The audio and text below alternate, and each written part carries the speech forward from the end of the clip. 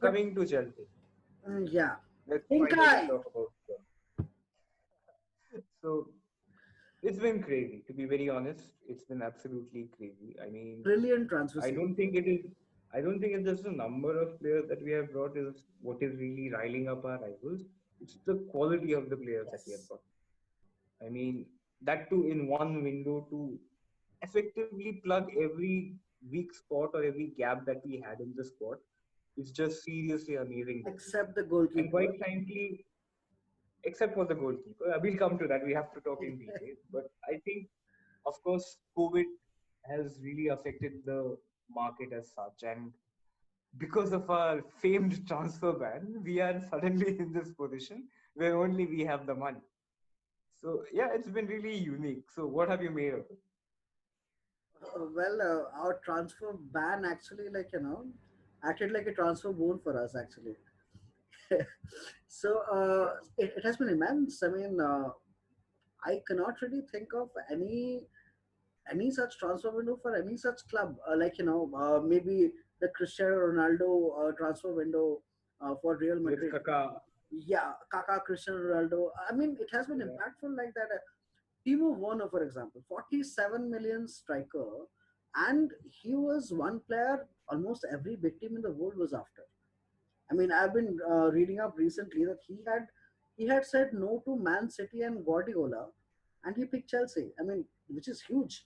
And Chelsea were always in need of a striker like that, ever since the days of Diego Costa. And all I can say is I can barely wait to watch him in blue. He has reducing the goal he scored against Spain. yeah, I did. David Yeah, De Gea could not move; he was standing. And these are promising signs. I mean, obviously, as a Chelsea fan, I'm seeing too much into them, but these are promising signs that we have not seen for the club for a long time. Like we had Morata, that was exciting, that didn't work out for us, and I'm expecting Werner to take a few months to get used to the game, but he's right up there. He's right up there when you're actually looking for uh, a forward man to you know add to your team. And the sheer amount of goals that he has scored over the past few seasons, there's a lot to look forward to. But yeah, but warning bells here because he has mostly been successful in a two forward system. yeah. Will Lampard go for a thing like that? Because he now also has Havertz, who has played as a second striker for Bayer Leverkusen for long periods of time. But only time can tell. I think Lampard has a selection headache in front of him, how he goes about things, who he plays and who he does not, because we have an extremely potent attack now. I mean, of course, all fans will wait for the options to click together, but I think we can expect fireworks, like forward and at the back. Actually, I'm expecting Thiago Silva to have a very heady headache because there are there. Good that you mentioned Thiago Silva because, quite frankly, even I am excited about Timo Werner. But I think signing Thiago Silva on the free has been the most interesting deal we have done Yes, this window. Because quite frankly, like you mentioned earlier, there aren't really a lot of quality centre backs out there in the market to get. Even if you look at the top four sides, Liverpool have Van Dijk, maybe Man City have Laporte, and that's about it. that's it. None of the Yeah. other sides have really gifted centre backs as well. And same elsewhere. Koulibaly is too expensive and too old right now. So to get someone with Thiago Silva's versatility, talent, and one of the few natural born defenders, they are very hard to come by in this market. And the fact that Lampard managed to convince him says something. So I'm really excited to see what Silva does to our backline, quite frankly, And because he is the one there's every signing. chance of it. There's every chance of it going south. He's of course Look, 35 years but old. that's the case with every transfer. That's the case with every transfer, no matter how high profile they are. So So fair that's enough, but the it's like Timo Werner or Kai Havertz will get a couple of years to prove their worth. Even if the first season does not really end up the way we expect it to, they will have time on their hands. But Thiago Silva doesn't have that luxury. You know, No, it's a but one-year that's a deal but that's with a a good thing. add-on. I'll even add here I know, why. I know what you're saying. Yeah, yeah. So I will add here about Thiago Silva. Yes, he's a brilliant defender, has been, and he is one of the few people, as you said, who instantly improves your defense. I mean, and to have all of that on a free is like a transfer that we had to go for, and thankfully we did. But where I think it can also impact, we have a lot of young defenders in our team who have been have been playing like headless chickens for at least over the last season. I mean, they have been. I mean, like Quite frankly, quite honestly, I thought that this season Rudiger would stand out to be that leader of the back four. exactly. German international had played well in the previous season, so I thought Rudiger would have an impact this season. He was the worst. He was the Yes. worst of the three.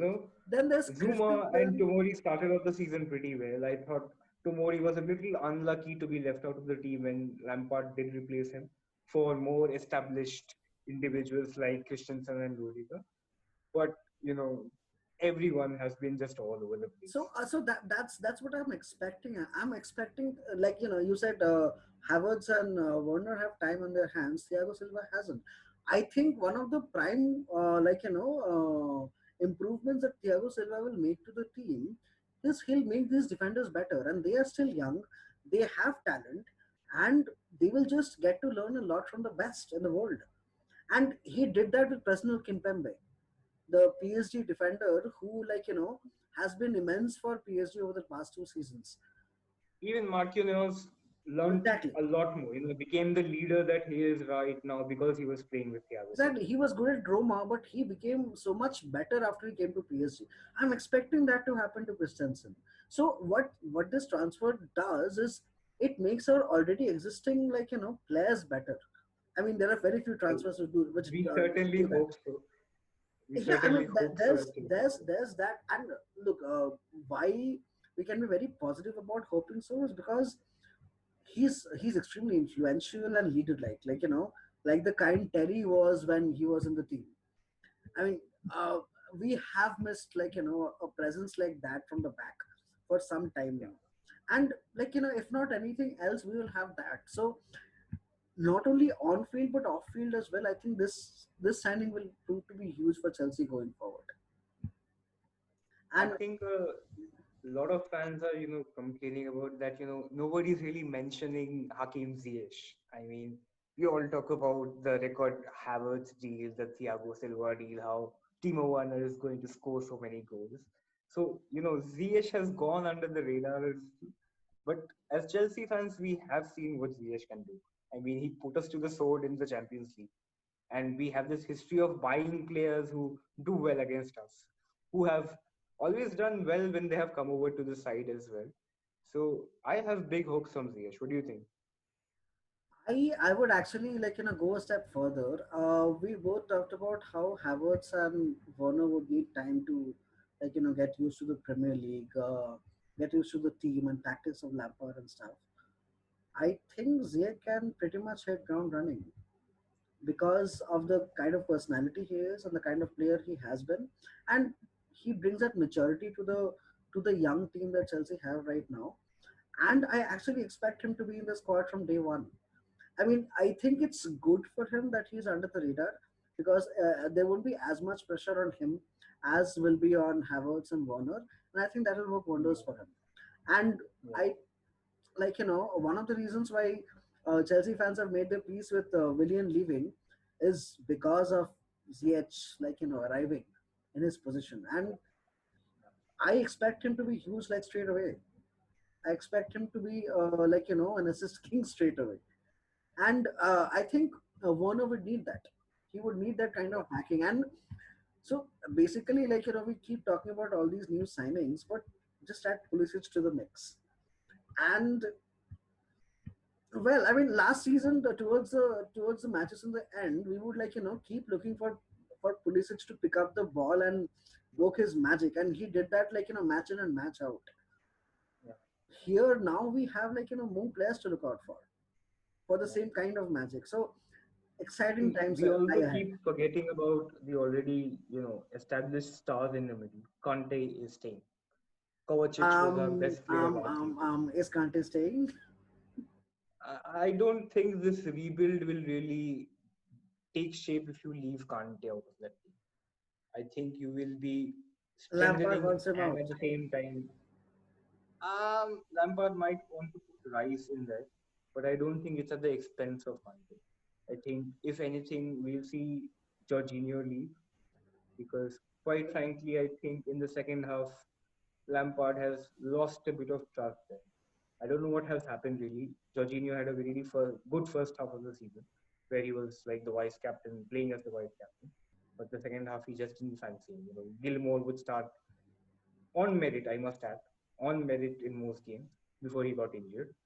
But if Declan Rice is coming to Chelsea, I don't think it's because Kante is leaving. I think it will be at the expense of The Jorginho. If problem with Kante leaves, we riot. Jorginho leaving is that no club is really interested to pay his wages and his transfer fee right now. See, we might go for an initial loan like we always do with a option to buy. Because But quite frankly, I can't see Kante, Jorginho, Declan Rice all in the same squad at the same time. I don't think we are that club anymore. We used to be, but we speaking have. of midfield, we haven't really talked about our player of the season last year yet. Matthew Kovacic. He has been brilliant. Uh, he has been exceptional, but I think Kovacic still gives you the impression that he has one more gear. He hasn't really gone to the level Top that he gear. can. He was, yeah, he was very good last season. Started scoring a few goals. I think he should have had a lot more assists to his name. I think Tammy and Co wasted a lot of chances that Kovacic had created last year, which I'm hoping this year with the likes of Werner would be goals. So I'm hoping he would add to his creative output a bit more. But yeah, I don't know what the best midfield right now is because I can see Kante and Kovacic surely as starters. Those two have to start every game.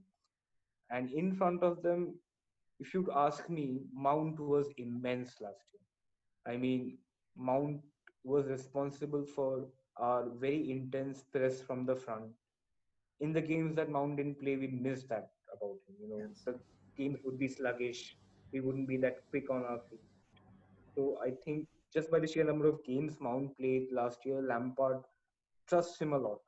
And I think even this season he'll be very important. So I'm really curious to see what formation we really play on the first day. Quite Um, frankly, I don't think everyone will start off right from the back. I mean, I think I don't Havertz will be brought in slowly. I The don't think likes of so as Thiago well. Silva also might not play the first few games. I don't think so as well. But I'm actually looking forward to the introduction of a number 10 in Lampard's lineup right now because I think both Havertz and GH as well as Mount can carry off that responsibility really well, and that might be the substitute for the kind of assist that Warner has needed at Leipzig, and it works really well for the players that we have at our disposal right now. So, only time can tell what formation we go for. What about Ben Chilwell, by the way? I think, like most Chelsea fans, I'm also a little divided on it. I mean, he's a good player. Don't get me wrong. He's a good player, but is he worth 50 million? If you consider the English premium, Yes. yeah, kind of. I guess I get it. But where there are more talented fullbacks in the market, maybe I think Regulon is probably a better bet than him. There was talk of Cucurella from Getafe as well, who was quite interesting. And Tagliafico. Ryan Gosling from Atlanta. So there was a lot of talk of other defenders, and because Ashley Cole and Lampard really like Ben Chilwell, we have gone out all stops for him. So yeah, it's a coaching thing. They are former players; they trust him. So as fans, we'll of course take the back seat and say, yeah, of course, you know best. Well, But but I think we are hoping more than that. We are sure that Ben Chilwell will turn out to be an No, excellent signing. but that's the thing. I mean, we can only hope. There's no way to be sure any signing is going to hit ground running. I mean, even Havertz and Werner for that matter. There's no way to be sure that Yeah. they will take the Premier League by its balls and like deliver and like be nightmares for all our opposition defenses. We can only hope for that. Chilwell, well, versus Reguilon, as you said, Chilwell is a much more Premier League ready player. Like that would go in his favor, Yeah. I think. He Yeah. knows the league, he knows the teams, and he has been here. I wouldn't say he's one of the best left backs that we could have found. I don't want him to be another Luke Shaw debacle. I mean, I'm really hoping against that. We certainly hope not. I am really hoping against that, but I'm expecting him to be better than Alonso and Emerson Palmieri, and that's a starting point. Yeah. That's a See, good start. Alonso is not really. Alonso is. We all know what Alonso's strengths and weaknesses are. Yes. I mean, he's just not fit to play in a back four, like David Luiz is not fit to play in the back two, right? So, you can't really expect him to go all guns blazing in the back four, which is why I think Chilwell is so important this season because we are going to mainly play with a back four, I feel. I think Conte's favorite 3-4-3, which Lampard used quite a lot last season, was Again, it's a more big. out of desperation than real, this is how we want to proceed. So, yeah, Chilwell will be really important for us this season. Okay. Now, can we come to the goalkeeper? oh, oh, Okay. that's a big. Before starting to talk about the goalkeeper, I would actually say here that I think it was mostly because of Kepa's failings at the back that our defense looked as bad as it did. I mean, yes, our defense was all over the place, but they did not have the confidence of of a good keeper at the back, and that goes a long way. That goes a long way in the style of defending as well. I really want to know what's going on with the Spain goalkeeping thing. What are they feeding their goalkeepers? Because something is going wrong there. All these really good keepers have suddenly just fallen off the radar and how. See, the issue with at least I, me and I think a lot of Chelsea fans and Kepa is um, we didn't really like the stunt he pulled on Sari in the League Cup final. When he refused to come off, and you know that's something you don't do in a club like in a big club like Chelsea. I think he should have been packed that off and sent off that's right something there. you don't do on Sunday league. Yeah, and quite frankly, his price tag is the biggest issue with Kepa. I know it's not his fault. The club was panic buying at that point of time. There weren't a lot of keepers on the market, so we paid over the odds, of course. But